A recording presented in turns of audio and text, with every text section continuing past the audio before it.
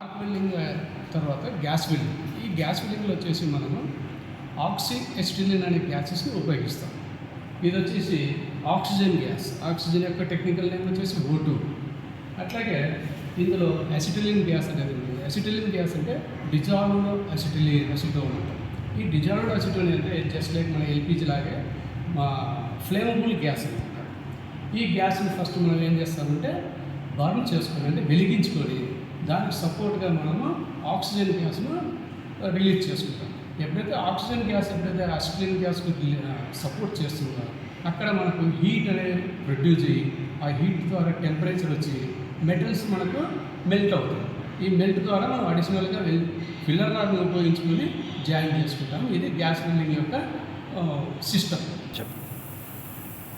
ఈ పాట్ను మనం వచ్చేసి గ్యాస్ వెల్డింగ్ టార్చ్ అని పిలుస్తాము.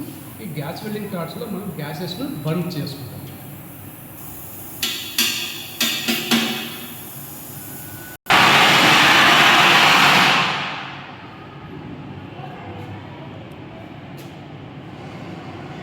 ఇది అసిటిలిన్ గ్యాస్. దీనికి ఆక్సిజన్ గ్యాస్ను మనము సపోర్ట్ చేస్తాం.